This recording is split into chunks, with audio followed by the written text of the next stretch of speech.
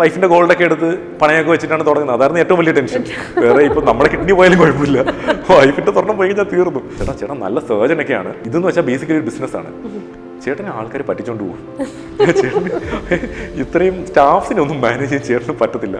3000 square feet സ്ഥലം, 4 employee, ഒരു house keeping staff temporary ഒക്കെ ആയിട്ട് ഞങ്ങൾ സ്റ്റാർട്ട് ചെയ്യുന്നത്. ദ മോസ്റ്റ് ഇമ്പോർട്ടൻറ്റ് തിങ്, ഞങ്ങൾ ഈ ഡോക്ടേഴ്സിനെ കുറിച്ച് പറയും, സ്റ്റെതസ്കോപ്പിൻ്റെ ഏറ്റവും ഇമ്പോർട്ടൻ്റ് ആയിട്ടുള്ള സാധനം ആ ചെവി വെക്കുന്ന 2 സാധനങ്ങളുടെ ഇടയ്ക്കുള്ള സാധനമാണ്. അത് ഡോക്ടറെ തല. നമസ്കാരം, ഞാൻ അന്ന സുസൻ. സ്പാർക്കിന്റെ സ്പാർക്കുള്ള പുതിയൊരു എപ്പിസോഡിലേക്ക് സ്വാഗതം. എഞ്ചിനീയർ ആകാൻ സ്വപ്നം കണ്ട ഒരു കൊല്ലം സ്വദേശി, ഒരു 15 വയസ്സുകാരൻ. പക്ഷേ അവന്റെ വഴി അതായിരുന്നില്ല എന്ന് തിരിച്ചറിയുന്നത് മെഡിക്കൽ എൻട്രൻസ് പാസ്സായപ്പോഴാണ്. ഇന്ന് കേരളത്തിലെ എണ്ണം പറഞ്ഞ നമ്പർ 1 എന്ന് തന്നെ പറയപ്പെടാവുന്ന കോസ്മെറ്റിക് എന്ന് പറയുന്ന സ്ഥാപനത്തിന്റെ സ്ഥാപകനും ഏറ്റവും കൂടുതൽ പേഷ്യൻസ് ഉള്ള ഒരു കോസ്മെറ്റിക് സർജനെയാണ് എനിക്കിന്ന് സ്പാർക്കിന്റെ ഹോട്ട് സീറ്റിൽ കഥ പറയാൻ കിട്ടിയിരിക്കുന്നത്. Doctor Bibilash, welcome. ഡോക്ടറെ നമ്മൾ ഒരുപാട് വർഷമായിട്ട് പരിചയമുണ്ട്. 2021 മുതൽ പരിചയമുണ്ട്. അന്ന് മുതൽ ഒരു ആഗ്രഹമായിരുന്നു ഡോക്ടറുടെ കഥ ഒരു ഇൻസ്പിറേഷൻ കഥയേക്കാൾ ഉപരി ഡോക്ടർ ചെയ്യുന്ന ആക്ടിവിറ്റീസ് മറ്റുള്ളവരിലേക്ക് എത്തിക്കണമെന്നുള്ളൊരു ഭയങ്കര ആഗ്രഹമായിരുന്നു. ഡോക്ടറുടെ സ്വദേശം എവിടെയാണ്? എൻ്റെ സ്ഥലം കൊല്ലമാണ്. കൊല്ലത്ത് എവിടെ? കൊല്ലത്ത് പ്രാക്കുളം എന്ന് പറയും. പ്രാക്കുളം എന്ന് വെച്ച് കഴിഞ്ഞാൽ ശരിക്കും അഞ്ചാലുമൂട് കഴിഞ്ഞിട്ട് പ്രാക്കുളം, പെരുമൺ, അഷ്ടമുടി, ഇതെല്ലാം അഷ്ടമുടി കായലിന്റെ തീരത്തുള്ള ഒരു ബ്യൂട്ടിഫുൾ പ്ലേസ് ആണ്. പേരൻസ് ഇപ്പോഴും അവിടെ തന്നെ, തറവാട്ടിൽ അവിടെ തന്നെയാണ്. ഓക്കെ. ശരിക്കും ഡോക്ടർ ആവണമെന്നായിരുന്നു ആഗ്രഹം? ഒരു പ്ലാനും ഉണ്ടായിരുന്നില്ല. എനിക്ക് ആക്ച്വലി ഈ 10th വരെയൊക്കെയുള്ള ഇത് വെച്ചുകൊണ്ട് എനിക്ക് ഫിസിക്സ് ഭയങ്കര ഇഷ്ടമായിരുന്നു. സോ ഫിസിക്സും മാത്സുമായിട്ട് വരുമ്പോഴത്തേക്ക് ബേസിക്കലി എഞ്ചിനീയറിംഗ് ആണ്. അപ്പോൾ എനിക്ക് ആക്ച്വലി എൻ്റെ ഒരു ഡ്രീം എന്ന് വെച്ചാൽ കൊല്ലത്ത് ആ സമയത്ത് TKM കോളേജ് ഭയങ്കര ടോപ്പായിട്ടൊരു കോളേജാണ്, സെക്കൻഡ് ഇൻ കേരള, അന്നും ഇന്നും എല്ലാം. അപ്പോൾ എനിക്ക് അവിടെ ഇലക്ട്രിക്കൽ എടുക്കുന്നത് ഭയങ്കര ആഗ്രഹമായിരുന്നു. സോ ഞാൻ എഞ്ചിനീയറിംഗിന് വേണ്ടിയാണ് ശരിക്കും ഈ ഫസ്റ്റ് ഗ്രൂപ്പ് എടുക്കാൻ. ആ സമയം ഞങ്ങൾ ലാസ്റ്റ് ബാച്ച് പ്രീ ഡിഗ്രിയാണ്. ഞങ്ങൾ പഠിച്ചിറങ്ങിയോട് പ്രീ ഡിഗ്രി എന്ന് പറഞ്ഞൊരു സാധനം നിന്നു. അപ്പോൾ അത് പിന്നെ +1 +2 ആയി. അപ്പോൾ ഞങ്ങൾ ഫാത്തിമ കോളേജിലാണ്, കൊല്ലത്തൊരു ഫാത്തിമ കോളേജ് എന്ന് പറഞ്ഞൊരു കോളേജുണ്ട്. അവിടുത്തെ ലാസ്റ്റ് പ്രീ ഡിഗ്രി ബാച്ചാണ് ഞാൻ. അപ്പോൾ ഞാനും അമ്മയും കൂടെ അഡ്മിഷന് ചെന്നപ്പോൾ അവിടുത്തെ പ്രിൻസിപ്പൽ എൻ്റെ മാർക്ക് ലിസ്റ്റൊക്കെ നോക്കിയിട്ട് എൻ്റെ അമ്മ എടുത്ത് പറഞ്ഞു, പയ്യന് നല്ല മാർക്കുണ്ട് ബയോളജിക്ക്, അപ്പോൾ വിടണ്ട, സെക്കൻഡ് ഗ്രൂപ്പ് എടുത്ത് അഡീഷണൽ മാത്സ് എടുത്താൽ മതി. അങ്ങനെയാണ് ഈ പറഞ്ഞ സെക്കൻഡ് ഗ്രൂപ്പ് ജീവിതത്തിലേക്ക് വരുന്നത്. ഈ സെക്കൻഡ് ഗ്രൂപ്പ് പിന്നെ നമ്മുടെ സെക്കൻഡ് ഇയർ പ്രീ ഡിഗ്രി ഒക്കെ ലാസ്റ്റ് എക്സാം ഒക്കെ അടുത്ത് വന്നപ്പോഴത്തേക്കും നമ്മുടെ ബയോളജി ടീച്ചർ, ദേവി ടീച്ചർ എന്ന് പറഞ്ഞ കൊല്ലത്ത് ടീച്ചറുണ്ട്. ടീച്ചർ ഒത്തിരി എനിക്ക് ഈ എൻ്റെ ജീവിതത്തിലൊരു പാത്ത് ചേഞ്ച് ആക്കിയ ഒരാളാണ്. ടീച്ചർ ലാസ്റ്റ് എക്സാമിന് കുറച്ച് മുന്നേ ആയപ്പോൾ എന്നെ വിളിച്ച് പറഞ്ഞു, ബിബിലാഷ് നിൻ്റെ മാർക്ക് ബാക്കിയുള്ള സബ്ജക്റ്റിനൊക്കെ ഭയങ്കര നല്ലതാണ്, പക്ഷേ ബയോളജി നീ അത്രയും ശ്രദ്ധിക്കുന്നില്ല എന്ന് തോന്നുന്നു. പുള്ളിക്കാരി ഓൾറെഡി എൻ്റെ ഫ്രണ്ട്സിനോടൊക്കെ സംസാരിച്ച് എല്ലാ കാര്യങ്ങളൊക്കെ അറിഞ്ഞിട്ടാണ് വിളിക്കുന്നത്. അപ്പോൾ ഞാൻ പറഞ്ഞു, ടീച്ചർ എനിക്ക് സത്യത്തിൽ എഞ്ചിനീയറിംഗ് ആയിരുന്നു വേണ്ടത്. ഞാൻ പറഞ്ഞു, എടേ ബയോളജിക്കുള്ള പഠിച്ചു നോക്കുക, എങ്ങനെ കിട്ടിയാലും മെഡിസിൻ അല്ലേ, ഇയാളെ വീട്ടിലാരെങ്കിലും ഡോക്ടേഴ്സൊക്കെ ഉണ്ടോ? ഇല്ല, ആരും ഡോക്ടേഴ്സൊന്നുമില്ല. പേരൻസിനൊക്കെ നല്ലതായിരിക്കും, അങ്ങനെ മെഡിസിൻ എടുക്കുന്നത് നല്ലതായിരിക്കും എന്നുള്ള രീതിയിൽ. അപ്പോൾ ടീച്ചർ പറഞ്ഞു, ഓക്കെ ഇയാൾ വേറൊന്നും ചെയ്യേണ്ട, ഒരു 2 ബുക്ക് ഞാൻ പറഞ്ഞുതരാം, ആ ബുക്ക് നന്നായിട്ട് പഠിച്ചിട്ടങ്ങ് പരീക്ഷയ്ക്ക് പോയി എഴുതാൻ പറഞ്ഞു. ഞാൻ അതേപോലെ ഞാൻ ഈ ആൾക്കാർ പറയുന്നതൊക്കെ കേൾക്കും കേട്ടോ. അപ്പോൾ അന്ന് ടീച്ചർ പറഞ്ഞു, ആ കാര്യത്തിലൊക്കെ ഭയങ്കര നല്ല സ്റ്റുഡൻറ്റും നല്ല ഒരു കിഡും ഒക്കെ ആയിരുന്നു വീട്ടിൽ. അതിൻ്റെ ഓക്കെ, അത് നല്ലതായി വന്നു എന്തായാലും ഭാവിയിൽ. അപ്പോൾ ടീച്ചർ പറഞ്ഞ 2 ബുക്ക് ഞാൻ അപ്പം തന്നെ പോയി വാങ്ങിച്ച് എൻ്റെ എക്സാമിന് മുന്നേ ഇരുന്ന് പഠിച്ചു. എൻ്റെ ഭാഗ്യത്തിനും കുറേ ആൾക്കാരുടെ കഷ്ടകാലത്തിനും ആ വർഷം എല്ലാ ക്വസ്റ്റിനും ബയോളജി ആ ബുക്കിൽ തന്നെ NCERT-യുടെ ഒരു ടെക്സ്റ്റ് ബുക്കായിരുന്നു. അപ്പോൾ ഞാൻ അന്നേരം വായിച്ചുള്ളൂ ആ ടെക്സ്റ്റ് ബുക്ക്. അപ്പോൾ എനിക്ക് കാര്യങ്ങളെല്ലാം അറിയാം. എന്നിട്ട് ആക്ച്വലി ആ സെന്ററിലെ ബയോളജിയുടെ ടോപ്പ് സ്കോറർ ഞാനായിരുന്നു ആ വർഷം. എന്നിട്ട് നമ്മുടെ ആ റിസൾട്ട് 2ആയിട്ട് വരുന്നത്, എഞ്ചിനീയറിംഗിൻ്റെയും മെഡിക്കലിൻ്റെയും 2ആയിട്ട് റിസൾട്ട് വരുന്നത്. എഞ്ചിനീയറിംഗിൻ്റെ ആദ്യം വന്നു. അപ്പോൾ ഞാൻ വളരെ ഹാപ്പി, 1300 അടുത്ത് റാങ്ക് ഉണ്ട്. അപ്പം TKM-ൽ ഇലക്ട്രിക്കൽ കിട്ടാൻ അതൊക്കെ മതി, അപ്പം ചിൽ. പിന്നെ ഈ മെഡിസിൻ റിസൾട്ട് നോക്കിയിട്ടില്ല, കരിയർ സെറ്റായി. എൻ്റെ ചേട്ടനാണ് ആ സമയത്ത് പോയിട്ട്, അന്ന് പേപ്പറിലാണ് റിസൾട്ട് ഒക്കെ വരുന്നത്, ഇങ്ങനെ കുറേ ചെറിയ നമ്പേഴ്സ് ആയിട്ട് ഫുൾ ഇങ്ങനെ നിരത്തി വെച്ചേക്കും. നമ്മളിങ്ങനെ അടുത്തൊക്കെ പിടിച്ച് നോക്കിയാലേ കാണാൻ പറ്റത്തുള്ളൂ, ലൈറ്റിൻ്റെ അടിയിലൊക്കെ പോയിട്ട്. അപ്പം ഞാൻ അതുകൊണ്ട് അത്രയും ബുദ്ധിമുട്ടാനൊന്നും പോയില്ല. എൻ്റെ ചേട്ടൻ ഈ പേപ്പറൊക്കെ എടുത്തിട്ട് എൻ്റെ നമ്പറൊക്കെ ഇങ്ങനെ സർക്കിൾ ചെയ്ത് ഓടി വന്ന് കൊണ്ടുവന്ന് കാണിച്ചിട്ട്, ഇതാ പയ്യന് മെഡിസിൻ റാങ്കൊക്കെ ഉണ്ട്. അപ്പോൾ ഞാൻ ഇങ്ങനെ ഈശ്വര മെഡിസിൻ. അപ്പോഴത്തേക്ക് പേരൻസ് ഒക്കെ അറിഞ്ഞു, എല്ലാവരും ആൾക്കാരൊക്കെ വന്നു. 335 അടുത്തുള്ള റാങ്ക്. 1300 ആയിരുന്നു എഞ്ചിനീയറിംഗിന്റെ റാങ്ക്, മെഡിസിന് നല്ല റാങ്കായിരുന്നു. അപ്പോൾ എന്നിട്ട് ആൾക്കാർ വന്ന് നോക്കിയിട്ട് ട്രിവാൻഡ്രം മെഡിക്കൽ കോളേജിലൊക്കെ കിട്ടും, നല്ലതാണ്. അപ്പോൾ ഞാൻ പറഞ്ഞു, എനിക്ക് സത്യത്തിൽ എഞ്ചിനീയറിംഗിന് പോകുന്നതിന് ആഗ്രഹം. പിന്നെ എൻ്റെ അടുത്ത് ആരും ചോദിച്ചില്ല എവിടെ പോകണം എന്തൊക്കെ വേണമെന്നില്ല. അപ്പോൾ തന്നെ എല്ലാം ബാഗും സാധനമൊക്കെ വാങ്ങിച്ച് ഒന്ന് പാക്ക് ചെയ്ത് മെഡിക്കൽ കോളേജിൽ കൊണ്ട് ഹോസ്റ്റലിലാക്കി. അങ്ങനെയാണ് ഡോക്ടർ ആവുന്നത്. പേരൻസിന് ഇഷ്ടമായിരുന്നു ഈ ഒരു എഞ്ചിനീയർ ആകണം എന്നുള്ള സ്വപ്നം കണ്ട ഒരാള് ഡോക്ടർ ആവാൻ വേണ്ടി പോകുന്നവരുടെ സപ്പോർട്ട് എങ്ങനെയായിരുന്നു?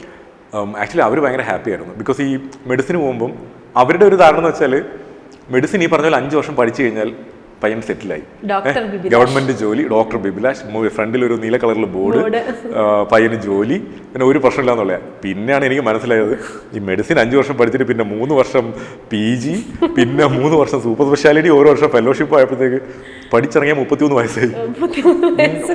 അന്ന് കമ്മിറ്റ് ചെയ്ത 17ാമത്തെ വയസ്സ് കമ്മിറ്റ് ചെയ്ത സാധനമാണ്. പക്ഷേ ഓൾ ഫോർ ഗുഡ്.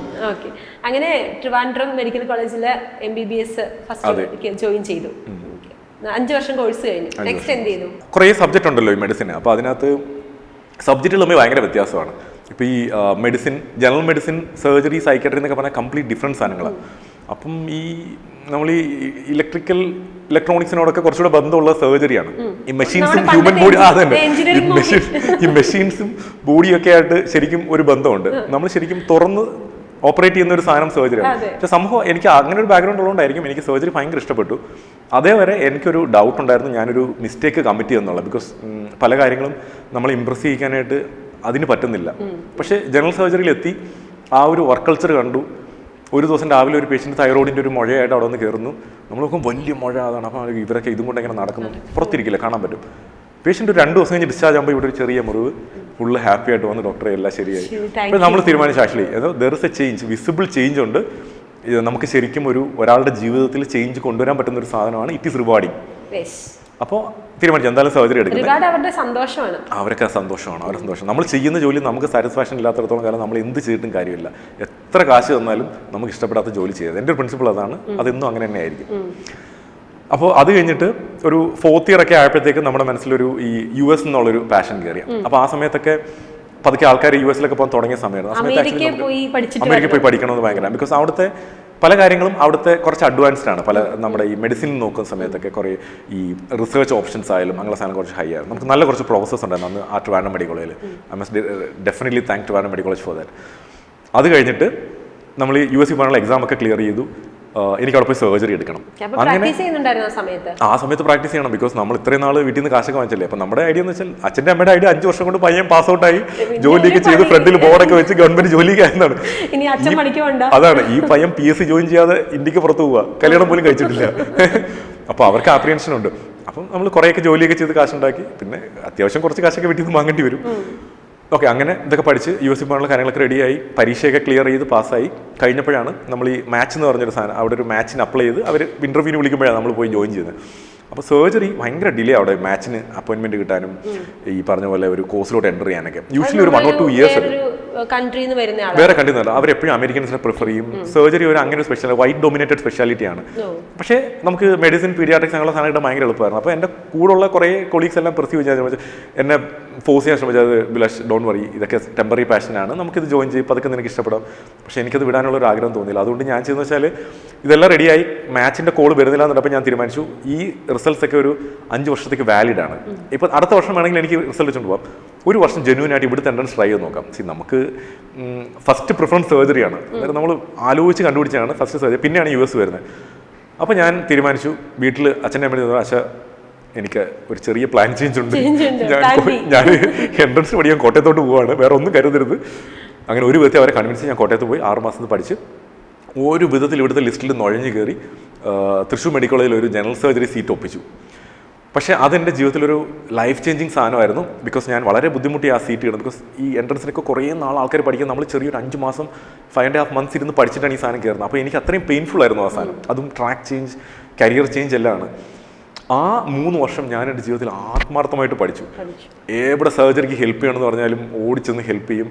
നമ്മളല്ലാത്ത യൂണിറ്റിൽ നിന്നൊക്കെ ആൾക്കാർ നമ്മൾ വിളിക്കും, ബിലാഷ് ആർ യു ഫ്രീ, ഒരു സെക്കൻഡ് അസിസ്റ്റന്റ് ആയിട്ട് അല്ല തേർഡ് അസിസ്റ്റന്റ് ആയിട്ട് കയറാൻ ചാൻസ് എന്ന് പറയുമ്പോൾ ഓടിപ്പോയി. ഒരു സിനിമയിലെ മമ്മൂട്ടിയുടെ ചെറുപ്പകാലം കാണിക്കുന്നത് അങ്ങനെയല്ലേ, എല്ലാ സർജറിക്കും പോയി സഹായിക്കുന്ന ഒരു ഏതാണ്ട് അതുപോലെ തന്നെയായിരുന്നു. പക്ഷെ ആ 3 വർഷം കഴിഞ്ഞ് ഇറങ്ങിയിട്ട് എനിക്ക് പ്ലാസ്റ്റിക് സർജറി എന്ന് പറയുന്ന സാധനം ഭയങ്കര ഇഷ്ടപ്പെട്ടു. ബിക്കോസ് അതൊരു ഭയങ്കര ഫൈൻ സാധനമാണ്. അപ്പോൾ ഞാൻ ഈ സർജറി എടുക്കുന്നത് എന്തെങ്കിലും ചെയ്യണമെന്ന് പറഞ്ഞിട്ടാണ്. അപ്പോൾ ഈ സർജറി കഴിഞ്ഞ് ഇറങ്ങുമ്പോഴും എവിടെ എനിക്ക് എന്തെങ്കിലും എക്സ്ട്രാ ചെയ്യാൻ പറ്റുമെന്നുള്ളതാണ് ഞാൻ നോക്കുന്നത്. ഞാൻ സർജറി ചെയ്യുന്ന സമയത്ത് എൻ്റെ ഏറ്റവും ഇഷ്ടമുള്ള സാധനം ന്യൂറോ സർജറി ആയിരുന്നു. So I thought I will become A neuro surgeon. എനിക്ക് ഭയങ്കര ഇഷ്ടം ന്യൂറോ സർജറി. പക്ഷേ ഫൈനൽ ഇയർ ആയപ്പോഴത്തേക്ക് എനിക്ക് മനസ്സിലായി അതിനേക്കാളും ഡിഫിക്കൽട്ടാണ് ഈ കോസ്മെറ്റിക് സർജറിയാണ്. ബിക്കോസ് കോസ്മെറ്റിക് സർജറി ചെയ്ത് കഴിഞ്ഞാൽ നമ്മൾ ചുറ്റുപാട് നോക്കുന്ന ആർക്ക് വേണമെങ്കിലും അസസ് ചെയ്യാം നമ്മൾ എന്താ ചെയ്തെന്നുള്ളത്. ഇപ്പോൾ എൻ്റെ ബ്രെയിനിന് ഞാൻ സർജറി ചെയ്തു, ബ്രെയിൻ അടച്ചു, ആളെ വിട്ടു. ലിവറിൽ സർജറി ചെയ്തു, ലിവർ അടച്ച് ആളെ വിട്ട് കഴിഞ്ഞാൽ അവരൊന്നും കാണുന്നില്ല. അവർക്ക് ബ്ലഡ് ടെസ്റ്റ് ചെയ്ത് ലിവറിൻ്റെ എൻസൈമിൻ്റെ വാല്യൂ നോക്കുമ്പോഴും MRI ചെയ്ത് ബ്രെയിൻ നോക്കുമ്പോഴും പ്ലാസ്റ്റിക് സർജറി ചെയ്ത് കഴിഞ്ഞാൽ അപ്പം തന്നെ കണ്ടറിയാം ഇത് നല്ലതാണോ അല്ലയോ എന്നുള്ളത്. സോ അതിനൊരു ചെറിയൊരു ധൈര്യവും വേണം, ചെയ്യാൻ കുറച്ച് പാഷനും വേണം. It is difficult. അപ്പോൾ അങ്ങനെ എനിക്ക് പാഷൻ കൂടിയിട്ടാണ് ഞാൻ ഒരു വിധത്തിൽ ആത്മാർത്ഥമായിരുന്നു പഠിച്ച് ജിപ്മറിൽ കയറി. 2 സീറ്റേ ഉണ്ടായിരുന്നുള്ളൂ, പഠിച്ചാലേ കിട്ടത്തുള്ളൂ. അതുകൊണ്ട് നല്ലതായിരുന്നു പഠിച്ചിട്ട് നേരെ അത് കഴിഞ്ഞപ്പോൾ തന്നെ ജിപ്മറിൽ കയറി. അന്നേരം എനിക്ക് പ്ലാസ്റ്റിക് സർജറി ഭയങ്കര ഇഷ്ടമായിരുന്നു. പ്ലാസ്റ്റിക് സർജറിയിൽ നിന്ന് ഇറങ്ങിയ ശേഷം എനിക്ക് റീകൺസ്ട്രക്റ്റീവ് സർജറി, അതിൻ്റെ മൈക്രോ വാസ്കുലർ സർജറി ഉണ്ട്. ഈ ഫിംഗറൊക്കെ ഇങ്ങനെ തിരിച്ച് പിടിപ്പിക്കുന്ന സർജറിയാണ്. നമ്മൾ ഈ കട്ടുപോയ ഫിംഗർ കൈയൊക്കെ തിരിച്ച് പിടിപ്പിക്കുന്നത്. ആ സമയത്ത് നമ്മളവിടെ അതിൽ പാഷൻ ഉണ്ടായിരുന്ന വളരെ കുറച്ച് പേരെ ഉണ്ടായിരുന്നു. അപ്പോൾ അതിന് ഫസ്റ്റ് ഇയർ തൊട്ടേ ആ കേസുകൾക്കൊക്കെ എന്നെ വിളിക്കുമായിരുന്നു. അപ്പം ഞാൻ കഴിഞ്ഞിറങ്ങിയപ്പോൾ എൻ്റെ ഒരു വിചാരം ഞാൻ അതിൽ പോകുന്നതാണ്. അത് കഴിഞ്ഞ് ഞാൻ ഇതുപോലെ കേരളത്തിൽ തിരിച്ചു വന്ന് കാലിക്കറ്റ് ആസ്റ്ററിലാണ് ആദ്യം വർക്ക് ചെയ്യുന്നത്. ഡോക്ടർ കൃഷ്ണകുമാർ എന്ന് പറഞ്ഞൊരു സീനിയർ പ്ലാസ്റ്റിക് സർജൻ ഉണ്ട്. സാറിൻ്റെ കൂടെ ആദ്യം വർക്ക് ചെയ്യുന്നത്. Sir was very nice. അപ്പം അവിടെ എല്ലാ ടൈപ്പ് കേസുകളും നമുക്ക് ചെയ്യാൻ കിട്ടും. അപ്പോൾ അതിനകത്ത് നിന്ന് എനിക്ക് പതുക്കെ ഈ കോസ്മെറ്റിക് സർജറിയോട് ഒരു പാഷൻ കയറി തുടങ്ങി. ബിക്കോസ് അത് അവരുടെ അടുത്തെന്ന് വെച്ചാൽ കോസ്മെറ്റിക് സർജറി പേഷ്യൻ വെച്ചാൽ അവർ പേഷ്യൻസേ അല്ല, അവർ സാധാരണ ആൾക്കാരാണ്. അവർക്കൊരു പ്രോബ്ലവും ഇല്ല. അപ്പോൾ അവരെടുത്ത് നമ്മൾ സംസാരിക്കുന്നത് ഒരു സാധാരണ ആൾക്കാരോട് സംസാരിച്ചാൽ കുറേ നേരം സംസാരിച്ച് അവരുടെ പ്രോബ്ലം കറക്റ്റായിട്ട് ഐഡൻറ്റിഫൈ ചെയ്താലേ നമുക്ക് സർജറി ചെയ്യാൻ പറ്റത്തുള്ളൂ. അപ്പോൾ ആ ഒരു കോണ്ടെക്സ്റ്റിൽ ഞാൻ കുറച്ചുകൂടെ നല്ലതായിട്ട് പെർഫോം ചെയ്യുന്ന പോലെ എനിക്ക് തോന്നി. ഞാൻ അവിടെ നിന്നാണ് ഫെലോഷിപ്പ് ചെയ്യാൻ പോകുന്നത്. ആസ്റ്ററിൽ 2 വർഷം ഉണ്ടായിരുന്നു. അതിനിടയ്ക്ക് ബെൽജിയത്തിൽ പോയൊരു ഫെലോഷിപ്പ് ചെയ്ത് തിരിച്ചു വന്നു. വീണ്ടും ഒന്നുകൂടെ പഠിച്ചു. ഇതുകൂടെ പഠിക്കണം എന്ന് തോന്നിയപ്പോഴത്തേക്ക് വീണ്ടും പോയി പഠിച്ച് തിരിച്ചു വന്നു. അങ്ങനെ അവിടെ വർക്ക് ചെയ്യുമ്പോഴാണ് എനിക്കൊരാഗ്രഹം തോന്നുന്നു. അതായത് എന്തെങ്കിലും ചെറുതായിട്ട് നമ്മളായിട്ട് തന്നെ ചെയ്യണം. അതായത് നമുക്ക് ഇഷ്ടപ്പെട്ട സാധനം നമ്മളായിട്ടൊരു സെൻറ്ററോ നമ്മുടെ ഒരു ഫെസിലിറ്റിയോ ഇല്ലെങ്കിൽ നമുക്കത് മാത്രം ചെയ്യാൻ പറ്റത്തില്ല. നമ്മളത് മാത്രം ചെയ്യില്ലെങ്കിൽ നമ്മളൊരു പരിധിക്ക് മുകളിൽ ഇമ്പ്രൂവ് ചെയ്യത്തില്ല. അപ്പോൾ അങ്ങനെയാണ് ഈ ഒരു പാഷൻ തുടങ്ങുന്നത്. അപ്പോൾ ഈ ഒരു പാഷൻ തുടങ്ങുന്നതിന് തൊട്ട് മുന്നേ അതിൻ്റെ ഫസ്റ്റ് ഓപ്ഷനായിട്ട് വെച്ചിരുന്നത് വീണ്ടും രാജ്യം വിടാൻ തീരുമാനിച്ചു. ഞാൻ ആക്ച്വലി MS കഴിഞ്ഞിട്ട് MCH പ്ലാസ്റ്റിക് സർജറിക്ക് പോകുന്നതിന് മുന്നത്തെ ഗ്യാപ്പിൽ ഒരാളെ കിട്ടി, ഞങ്ങൾ കൂടി. ആളുടെ അമ്മ എൻ്റെ കൂടെയാണ് വർക്ക് ചെയ്തത്. അപ്പോൾ ആൻറ്റിക്ക് എന്നെ ഇഷ്ടപ്പെട്ടു. ആൻറ്റി മോളോട് ചോദിച്ചോ, മോൾ എൻ്റെ ജൂനിയർ ആയിരുന്നു മെഡിക്കൽ കോളേജിൽ. പുള്ളിക്കാർക്ക് എന്നെ ഇഷ്ടപ്പെട്ടു. അപ്പോൾ കമ്മിറ്റഡ് ആയി. പക്ഷേ സർജറിക്കൊക്കെ ജോയിൻ ചെയ്ത് കഴിഞ്ഞിട്ടാണ് കല്യാണം കഴിച്ചത്. പെൺകുട്ടീനെ നോക്കേണ്ടത് നല്ലതുണ്ട്, കാശ് വേണ്ടേ. അതെ. അങ്ങനെ അതിൻ്റെ ഇടയ്ക്ക് ഒരാളോട് കൂടി. അപ്പോൾ ഇത് കഴിഞ്ഞിട്ട് അപ്പം അദ്ദേഹത്തിന്റെ തീരുമാനമാണ്, ചേട്ടാ നമുക്ക് UK പോവാം. ഓക്കെ, എല്ലാവരും UK പോവാണ്. UK പോയി കഴിഞ്ഞാൽ നല്ല സ്കൂള്, നമ്മൾ കുട്ടികളുടെ എഡ്യൂക്കേഷൻ അവരെ പാഷനിൽ വിടാം, നമുക്ക് നല്ല ഇതായിട്ട് ജീവിക്കാം. അതൊക്കെയാണ്. ഒരേ ഒരു പ്രശ്നമേ ഉള്ളൂ, നമ്മുടെ പേരൻസ് നാട്ടിലാണ്. ഓക്കെ, അപ്പം അതിൻ്റെ ഇടയ്ക്ക് എക്സാമൊക്കെ എഴുതി. അതിനൊരു എക്സാം ഉണ്ട്, MRCS എന്ന് പറയുന്ന എക്സാം ഉണ്ട്. അത് ക്ലിയർ ചെയ്ത് IELTS ക്ലിയർ ചെയ്തു. അവിടെ GMC രജിസ്ട്രേഷൻ അപ്ലൈ ചെയ്യുന്നതിന് തൊട്ട് മുന്നേ ഇരുന്നാണ് ഞങ്ങൾ രണ്ടും ആലോചിക്കും. അപ്പോൾ ഞാൻ ഒരു കാര്യം, എനിക്കൊരു പാഷനുണ്ട്, 1 വർഷത്തേക്ക് ഇത് താമസിപ്പിച്ചിട്ട് നമുക്ക് 1 വർഷം ഇവിടെ ട്രൈ ചെയ്തിട്ട് അത് നടക്കുന്നില്ലെങ്കിൽ മാത്രം പോയാൽ പറ്റുന്നത്. കാർത്തി ഒരു ഇത് ചേട്ടാ ഇതൊന്നും നടക്കാൻ പോകുന്നില്ല, ഒരു സംരംഭം തുടങ്ങണം. ചെറിയ സംരംഭം നമ്മളെ കൊണ്ട് പറ്റുന്നത്, പക്ഷെ നമ്മുടെ ആഗ്രഹത്തിനനുസരിച്ചുള്ള ഒരു സർവീസ് നമ്മുടെ നാട്ടിലെ ആൾക്കാർക്ക്. ഇപ്പം ഞാൻ ബെൽജിയത്തിലേക്ക് പോയി പഠിച്ചിട്ടുണ്ടെങ്കിൽ എന്തെങ്കിലും ഗുണമുണ്ട് അവിടെ. നമ്മളവിടെ ബുദ്ധിമുട്ട് പോയി പഠിച്ചിട്ട് ഈ ആൾക്കാരെ അവിടെ പോയി സർജറി ചെയ്യുന്ന പകരം അത്തരം സർജറിയും റിസൾട്ടുകളും ആൾക്കാർക്ക് ഇവിടെ പ്രൊവൈഡ് ചെയ്യണം. അപ്പം കാർത്തി എൻ്റെ തോന്നുന്നു, ചേട്ടാ നല്ല സർജനൊക്കെയാണ്, പക്ഷേ ഇതെന്ന് വെച്ചാൽ ബേസിക്കലി ഒരു ബിസിനസ്സാണ്. ചേട്ടനെ ആൾക്കാർ പറ്റിച്ചോണ്ട് പോകും. ചേട്ടന് ഇത്രയും സ്റ്റാഫിനെ ഒന്നും മാനേജ് ചെയ്യാൻ ചേട്ടന് പറ്റത്തില്ല. വീട്ടിൽ പോലും ചേട്ടൻ ഈ പറഞ്ഞ പോലെ കാര്യങ്ങളൊക്കെ തീരുമാനം എടുക്കുന്നത് ഞാനാണ്. ഓക്കെ, ഫസ്റ്റ് ഒരാളത്ത് പറയാണ്, പോയി ആഗ്രഹം പറയാണ്, കട്ടെന്നെ കിട്ടി. പക്ഷെ അത് കറക്റ്റ് സാധനമാണ് പറയുന്നത്. അപ്പം നമ്മൾ കാർത്തിക കുഴപ്പമില്ല, നമ്മൾ കൊടുക്കുന്ന സർവീസ് ഇല്ല, അത് ഇഷ്ടപ്പെട്ട ആൾക്കാരുണ്ടെങ്കിൽ അത് വരും. 1 വർഷം എനിക്ക് ഭയങ്കര ആഗ്രഹമാണ്. ഞാനപ്പോൾ ആളെ പറഞ്ഞ് കൺവിൻസ് വെച്ചിട്ടാണ് നമ്മുടെ 2 പേരുടെയും പേരൻസ് കൊല്ലത്താണ് ഉള്ളത്. അപ്പം നമുക്ക് തിരുവനന്തപുരത്ത് ഒരു സ്ഥാപനം തുടങ്ങാം. അപ്പോൾ തിരുവനന്തപുരം ആകുമ്പോൾ ഗുണമെന്ന് വെച്ചാൽ നമുക്ക് 1.5 മണിക്കൂറിനത് വീട്ടിലെത്താം. 1.5 മണിക്കൂറൊന്നുമല്ല, കുറച്ചുകൂടെ സമയം എടുക്കും, റോഡൊക്കെ കുറച്ച് മോശമാണ്. എന്തായാലും ആൾ വേണം. ഓക്കെ, 1 വർഷം സമയം, അതിനകത്ത് വർക്ക് ചെയ്യുന്നില്ലെങ്കിൽ നമുക്ക് നേരെ UK പോകാം. അതാണ് അപ്പോൾ അതൊരു ഭയങ്കര കൺവിൻസിങ് ആയിരുന്നു. ഓക്കെ, അത് കഴിഞ്ഞിട്ട് നമ്മൾ ട്രിവാൻഡ്രത്തോട് ഷിഫ്റ്റ് ചെയ്തു. അത് ഞാനൊരു 6 മാസം അനന്തപുരിയിലും SP ഹോസ്പിറ്റലിലൊക്കെ വർക്ക് ചെയ്തു. അത് കഴിഞ്ഞിട്ട് നമ്മൾ പതുക്കെ ഒരു സ്ഥലം കണ്ടുപിടിച്ചു. ആ സമയത്ത് ഫുൾ ഇതുപോലെ ജോലി സമയം കഴിഞ്ഞാൽ നേരെ പുറത്തിറങ്ങി ഒരു ബ്രോക്കറേയും പിടിച്ചിട്ട് സ്ഥലം കാണാൻ പോകുന്നു, വീട് കാണാൻ പോകുന്നു, കൊമേഴ്സ്യൽ സ്പേസ് കാണാൻ പോകുന്നു. അങ്ങനെ ഞങ്ങൾ ഫൈനലി നമുക്ക് പറ്റിയൊരു സ്പേസ് കണ്ടുപിടിച്ചു, എയർപോർട്ടിനടുത്ത് തന്നെ. അപ്പം അത്യാവശ്യം നമുക്ക് ഫോറിനേഴ്സൊക്കെ വരുന്നെങ്കിൽ വരണമെന്ന് പറഞ്ഞാണ് എയർപോർട്ടിനടുത്തൊക്കെ നോക്കിയത്. 3000 സ്ക്വയർ ഫീറ്റ് സ്ഥലം, 4 എംപ്ലോയി, ഒരു ഹൗസ് കീപ്പിംഗ് സ്റ്റാഫ്, ടെമ്പററി ഒക്കെ ആയിട്ട് ഞങ്ങൾ സ്റ്റാർട്ട് ചെയ്യുന്നത്. ഫസ്റ്റ് ചെയ്ത എന്തായിരുന്നു സ്ഥാപനത്തിന്റെ പേര് കോസ്മെറ്റിക് ക്ലിനിക് എന്നായിരുന്നു. Cosmetic with a Q at the end. അത് നമ്മൾ ട്രേഡ് മാർക്ക്ഡ് ആണ്.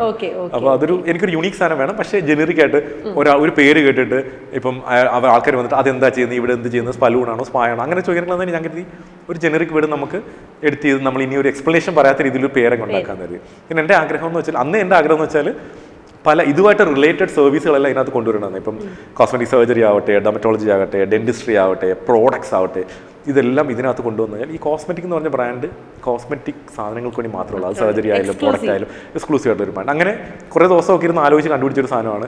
എന്നിട്ട് അന്ന് വൗമേക്കേഴ്സ് എന്ന് പറഞ്ഞൊരു ഫേം ഉണ്ടായിരുന്നു, ബ്രാൻഡിങ് ഫേം ഉണ്ടായിരുന്നു കൊച്ചി. അപ്പം അവിടുന്ന് കാലിക്കറ്റിൽ നിന്ന് വണ്ടി കയറി കൊച്ചിയിൽ നിന്ന് വന്ന് ഇവരെ കൊണ്ട് ഡിസൈനൊക്കെ ചെയ്യിച്ചിട്ടൊക്കെയാണ് നമ്മൾ ബ്രാൻഡ് ഉണ്ടാക്കുന്നത്. അപ്പോൾ നമ്മൾ ക്ലിനിക്ക് സ്റ്റാർട്ട് ചെയ്തു. 2018 ഒക്ടോബർ 21 നമ്മൾ ആ ക്ലിനിക്ക് സ്റ്റാർട്ട് ചെയ്യുന്നത് ചാക്കയിൽ. അപ്പോൾ അതിന്റെ ഒരു ഇനിഷ്യൽ ഇൻവെസ്റ്റ്മെന്റ് ഒരു 80 ലക്ഷം രൂപയായിരുന്നു. പക്ഷെ അത് 80 ലക്ഷം രൂപ കയ്യിലുണ്ടായിരുന്നില്ല. കൂടുതലും ലോണും വീട്ടിൽ നിന്നുള്ള കാശും പിന്നെ നമ്മൾ ജോലി ചെയ്ത ഒരു ഇത്തിരി കാശും അത്രയും ഉണ്ടായിരുന്നു. അന്നിപ്പം നമ്മൾ രണ്ടുപേരും ജോലി ചെയ്താലും നമുക്ക് അപ്പോഴത്തേക്ക് 2 കുട്ടികളുണ്ട്.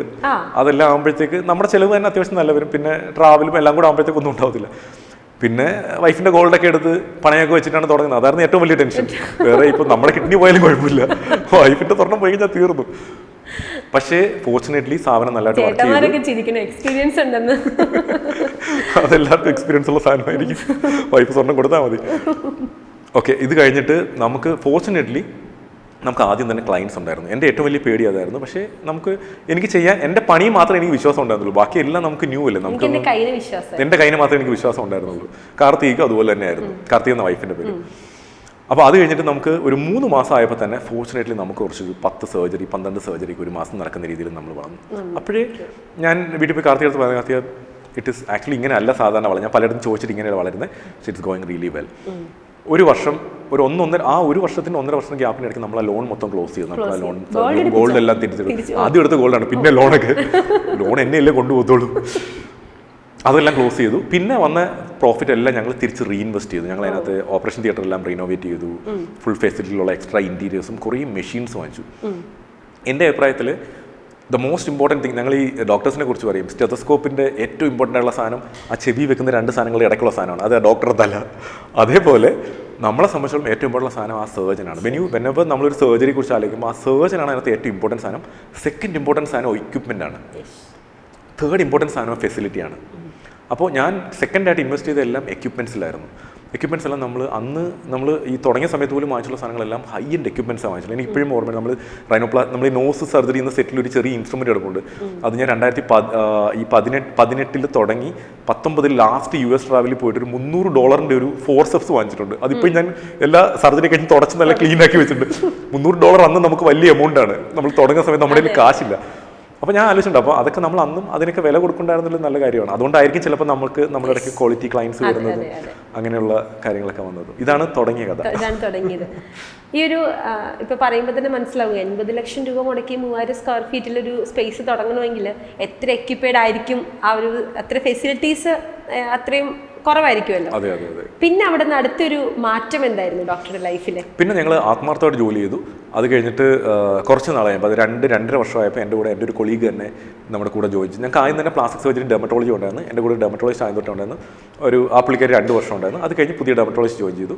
എന്നെ സഹായിക്കാണ്ട് ഒരു പ്ലാസ്റ്റിക് സർജനോട് എൻ്റെ കൂടെ MBBSലും MS-ലും എൻ്റെ ജൂനിയർ ആയിരുന്ന ഒരു ഡോക്ടർ ഷിനോൾ എന്ന് പറഞ്ഞൊരു സർജൻ ജോയിൻ ചെയ്തു. വണ്ടർഫുൾ സർജൻ, നമുക്ക് ഒത്തിരി വർഷമായിട്ട് അറിയാവുന്നതാണ് പുള്ളിക്കാരി. അപ്പോഴേ എന്നെ കുറേ കാര്യങ്ങൾ ഞങ്ങൾ സർജറി ഒരുമിച്ച് ചെയ്യാൻ തുടങ്ങി, കുറേ ഹെൽപ്പൊക്കെ. അപ്പോൾ എനിക്ക് പതുക്കെ ഇത് എക്സ്പാൻഡ് ചെയ്യണം എന്നുള്ള ആഗ്രഹം തോന്നി തുടങ്ങിയ സമയത്ത് എൻ്റെ ഒരു കൊളീഗ് കൊച്ചിയിലൊരു സ്ഥാപനം തുടങ്ങാനായിട്ട് എൻ്റെ ഹെൽപ്പ് ചോദിച്ചു. അപ്പോൾ ഞാൻ പറഞ്ഞു, ഞാനത് സെറ്റ് ചെയ്യാനെല്ലാം ഹെൽപ്പ് ചെയ്യാം, ഞാൻ ബാക്കി കാര്യങ്ങളെല്ലാം പറയാം. അപ്പോൾ പുള്ളിക്കാരനെ ഞാനും കൂടെ വേണം ആ സംരംഭത്തിൽ. ബിക്കോസ് ഞാനും ഉണ്ടെന്നുണ്ടെങ്കിൽ എനിക്കത് ചെയ്ത് പരിചയമുണ്ട്, നമുക്ക് നന്നായിട്ട് ചെയ്യാം. ഞാൻ എൻ്റെ മാനേജറിയൽ കാര്യങ്ങളും എസ്റ്റാബ്ലിഷ്മെന്റ് കാര്യങ്ങളും നോക്കുകയാണെങ്കിൽ റണ്ണിങ് പുള്ളിക്കാരൻ നോക്കാന്നുള്ള രീതി. അതെ, ഇനിയിപ്പോൾ ഫുൾ ഓണാണ്. എന്ത് പറഞ്ഞാലും ചേട്ടൻ ചെയ്തോളൂ എന്നുള്ള രീതിയിലാണ്. ഓക്കെ, അപ്പോൾ നമ്മൾ അവിടെ ചെന്ന് ആ സ്ഥാപനം തുടങ്ങി. അതൊരു 1 വർഷം ആയപ്പോഴത്തേക്ക് നമ്മളിടയ്ക്ക് ചെറിയൊരു കോൺഫിഡൻറ്റ് കാര്യമില്ല. ബിക്കോസ് പുള്ളിക്കാരന് ഞാൻ കുറച്ചുകൂടി ഇൻവോൾവ് ചെയ്യണമെന്നും ഒക്കെ എനിക്ക്. ബിക്കോസ് ഈ സ്ഥാപനം 2 സ്ഥലത്തോട് നിൽക്കാൻ പറ്റില്ല. കൊച്ചിൻ തിരുവനന്തപുരം ഇത്ര അടുത്താണെങ്കിലും സത്യത്തിൽ പോയിട്ടിരുന്നത് കുറച്ച് ബുദ്ധിമുട്ടാണ്. ഒരു ദിവസത്തിൽ കൂടുതൽ എനിക്ക് അഫോർഡ് ചെയ്യാൻ പറ്റാത്തൊരു അവസ്ഥ വന്നപ്പോൾ നമ്മൾ ചെറിയ. അപ്പോൾ ഞാനത് വളരെ സൗമ്യമായിട്ട് തന്നെ ഞാനതിൽ നിന്ന് എക്സിറ്റ് ചെയ്തു.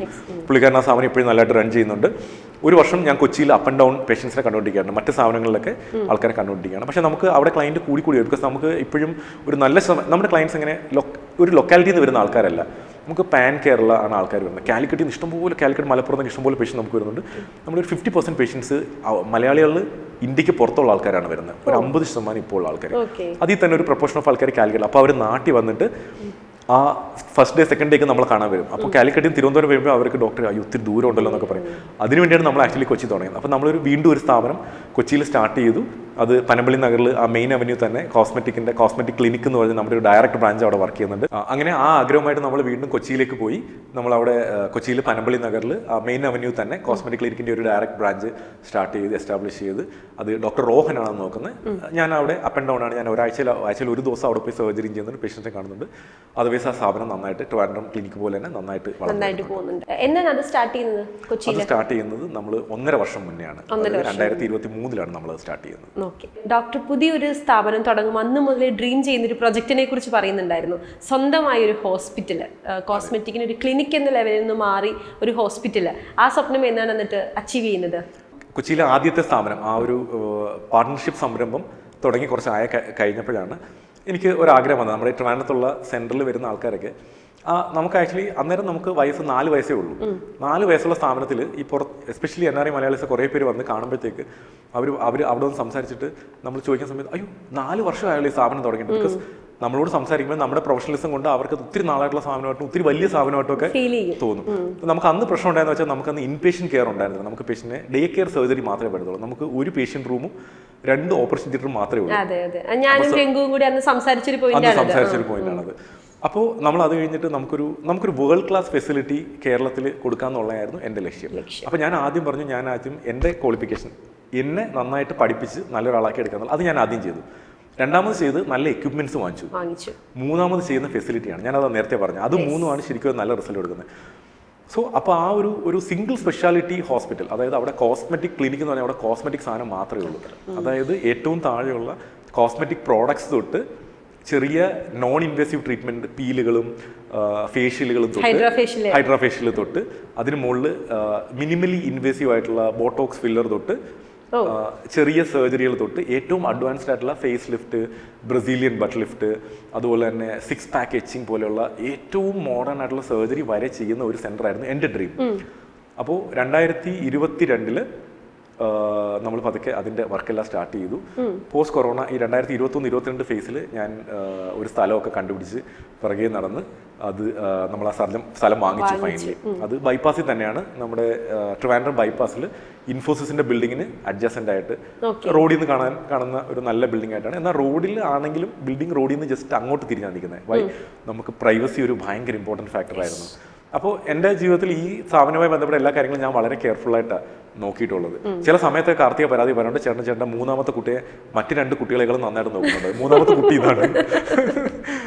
ഓക്കെ, അപ്പം ആ സ്ഥാപനം നമ്മൾ അത് പിന്നെ പതുക്കെ കെട്ടാൻ തുടങ്ങി. 2023 നമ്മൾ കൺസ്ട്രക്ഷൻ സ്റ്റാർട്ട് ചെയ്തു.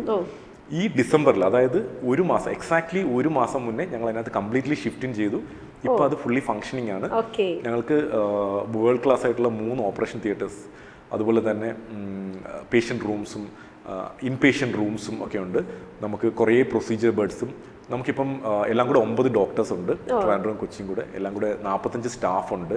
അതായത് 2018 4 പേര് 3000 സ്ക്വയർ ഫീറ്റും ഒന്നുള്ളത്.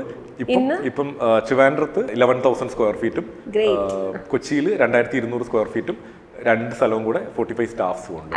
അടിപൊളി. കാരണം ഒരു 6 വർഷത്തെ യാത്ര ഒരു നിസ്സാര യാത്രയല്ല.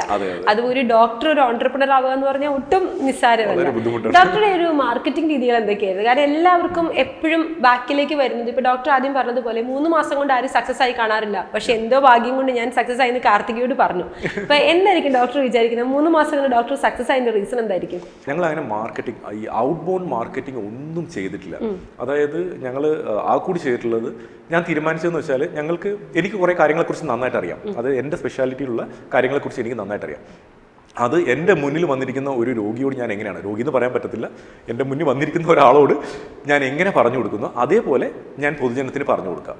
അതിനകത്ത് അന്നും ഇന്നും നമ്മൾ പാലിക്കുന്ന ഒരു കാര്യമുണ്ട്. നമ്മൾ പറയുന്ന ഒരു കണ്ടന്റിലും ഒരു പ്രൊസീജിയറും ചെയ്യാനായിട്ടോ ഒരു സർജറിയും ചെയ്യാനായിട്ടോ ആരെയും നമ്മൾ ടെംപ്റ്റ് ചെയ്യാൻ പാടില്ല.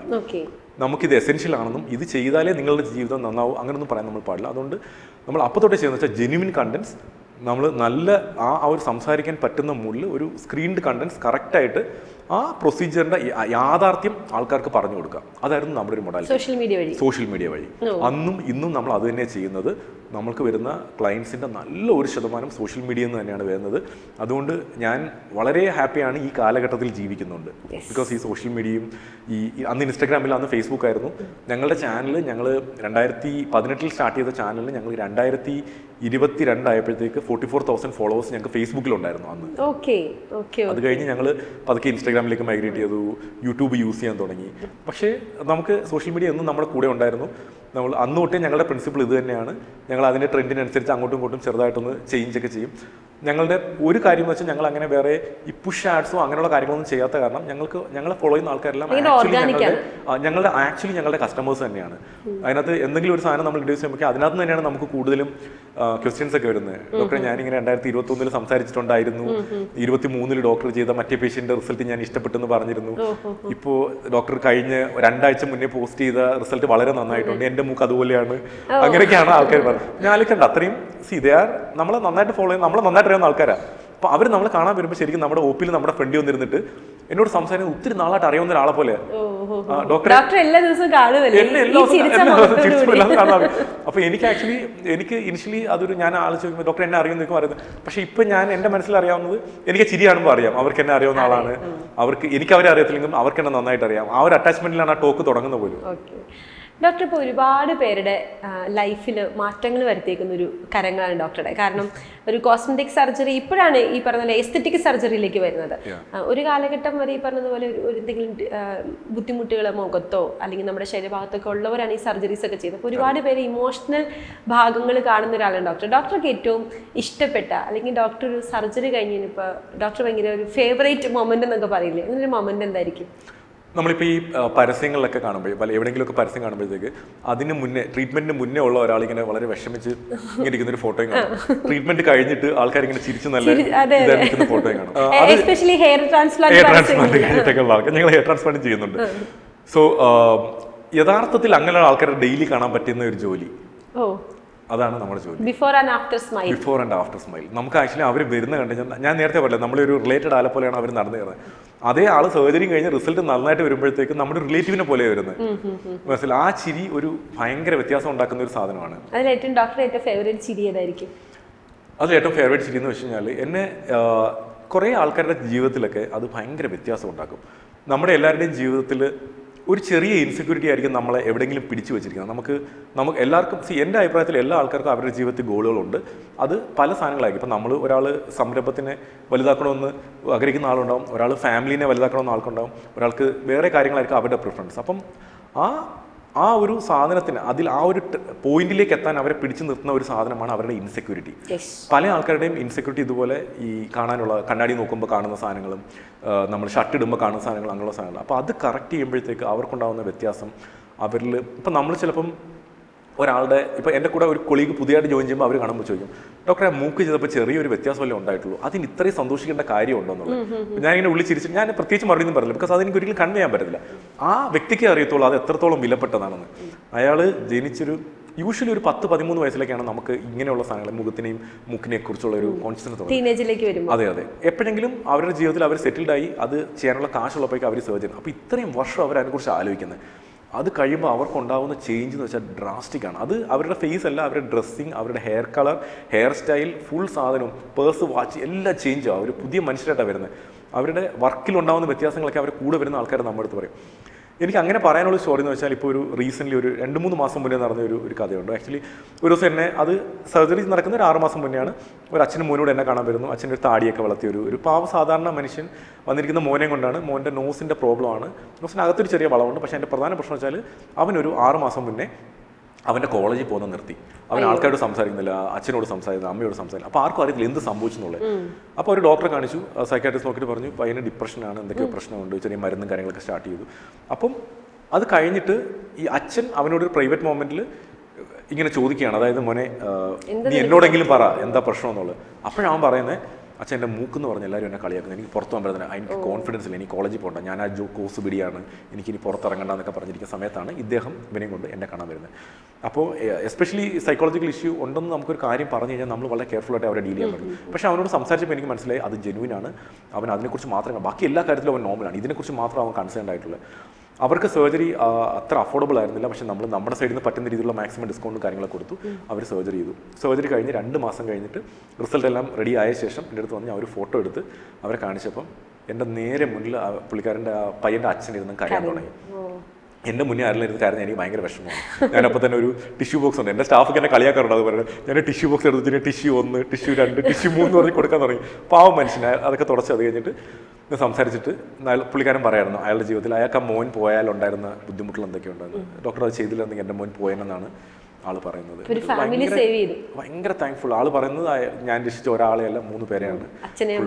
ഭയങ്കര അങ്ങനെയൊക്കെയുള്ള ഒരു മൊമെന്റ് വരുമ്പോൾ നമുക്കും നമ്മുടെ ജീവിതത്തിൽ അർത്ഥം വന്ന പോലെ തോന്നും. അതായത് ഞാനിതൊക്കെ എന്തിനാ ചെയ്യുന്നത്, നമ്മളിതൊക്കെ ചെയ്യുന്നത് നമ്മുടെ ജീവിതത്തിന്റെ അർത്ഥം വന്ന പോലെ ഒരു ഫീലുള്ള ഒരു സമയമാണ്. കാർത്തികയോട് പണ്ട് പറഞ്ഞ ആ പ്രൂവിങ് ഓരോ ദിവസം കഴിയുന്തോറും കൂടുതൽ ബെറ്റർ ആക്കിയെന്നുള്ള 100%. ഇപ്പൊ കാർത്തിക നമ്മുടെ ഈ ക്ലിനിക്കിന്റെ ഈ ആനിവേഴ്സറിയും സെലിബ്രേഷനൊക്കെ വരുന്ന സമയത്ത് സ്ഥിരമായിട്ട് ഈ അവസാനം വോട്ട് ഓഫ് താങ്ക്സ് കൊടുക്കുന്നത് അദ്ദേഹമാണ്. അദ്ദേഹത്തിന് ഭയങ്കര ഇഷ്ടം വോട്ട് ഓഫ് താങ്ക്സ് കൊടുക്കുന്നത്. അപ്പൊ അതിനകത്ത് വന്നിട്ട് ഇങ്ങനെ ഇതിനെക്കുറിച്ചൊക്കെ പറയാറുണ്ട്. പുള്ളിക്കാരി പറയുന്നത് എൻ്റെ ജീവിതത്തിൽ ഞാൻ ചെയ്ത ഏറ്റവും നല്ല കാര്യം ഈ ഹോസ്പിറ്റലിൽ സ്റ്റാർട്ട് ചെയ്യുന്നത്, നമ്മുടെ ക്ലിനിക്ക് ഹോസ്പിറ്റലിൽ സ്റ്റാർട്ട് ചെയ്യാന്നുള്ളതാണ്. എൻ്റെ ജീവിതത്തിൽ എടുത്ത ഏറ്റവും നല്ല ഡിസിഷൻ അതാണെന്നാണ്. എന്താണ് ഫ്യൂച്ചർ പ്ലാൻസ് കോസ്മെറ്റിക്കിന്റെ? ഫ്യൂച്ചർ പ്ലാൻ നമ്മളുടെ വർക്ക് കൂടുതൽ ആൾക്കാരിലേക്ക് എത്തിക്കുക, കൂടുതൽ ചിരിച്ച മുഖങ്ങൾ കാണുക ഒക്കെയാണ്. പതുക്കെ നമുക്ക് നമ്മുടെ, ഞാൻ നേരത്തെ പറഞ്ഞത് നമ്മുടെ ഒരു 50% ക്ലയൻസ് മിഡിൽ ഈസ്റ്റിൽ നിന്നാണ് വരുന്നത്. അപ്പോൾ നമുക്ക് മിഡിൽ ഈസ്റ്റിലൊരു വലിയ സെന്റർ ഒന്നും വേണ്ട, ഒരു ചെറിയ സെന്ററെങ്കിലും തുടങ്ങിയാൽ കൊള്ളാവുന്ന ഒരു ആഗ്രഹമുണ്ട്. അതിന്റെ നമ്മൾ ഡിസ്കഷനും കാര്യങ്ങളും എല്ലാം നടന്നുകൊണ്ടിരിക്കുകയാണ്. എത്രയും പെട്ടെന്ന് നടക്കട്ടെ. കാരണം ഈ പറഞ്ഞതിൽ എല്ലാവരുടെയും ഒരു ഇൻസെക്യൂരിറ്റിയാണ്. പണ്ടത്തെ കാലഘട്ടത്തിൽ ഈ സർജറി ചെയ്യാന്നൊക്കെ പറയുന്നത് എന്ത് വലിയ തെറ്റ് ചെയ്യുന്ന പോലെയായിരുന്നു. രണ്ടാമത് നമുക്കിതിന് ആപ്റ്റായിട്ടുള്ള ഡോക്ടറെ കിട്ടുക എന്നുള്ളതായിരുന്നു അടുത്ത വിഷയം. മൂന്നാമത്തെ വിഷയം ഇതിൻ്റെ ഫിനാൻസ് എത്ര വരും എന്നുള്ളൊരു ടെൻഷനായിരുന്നു. എനിക്ക് തോന്നുന്നു ഡോക്ടറുടെ കരങ്ങൾക്ക് അതിനൊരു ശക്തി ദൈവം തന്നിട്ടുണ്ട്. ആ ഒരു ശക്തിയിൽ എല്ലാവരും വിശ്വസിക്കുന്നുണ്ട്. ഇതിങ്ങനെ തന്നെ മുന്നോട്ട് പോട്ടെ, കോസ്മെറ്റിക് ഒരുപാട് ഉയരങ്ങളിൽ എത്തട്ടെ എന്ന് ഞാനും സ്പാർക്കും. ഡോക്ടറുടെ ഒരു ഫേവറേറ്റ് പേഴ്സൺ, ഡോക്ടറുടെ ഒരു ഫാനാണ് രംഗു, ഡോക്ടർക്ക് അറിയാമായിരിക്കുമല്ലോ. അപ്പോൾ ഞങ്ങളുടെ എല്ലാവരുടെയും പേരിൽ ഞാൻ ആശംസിക്കുന്നു. All the very best doctor. Thank you so much.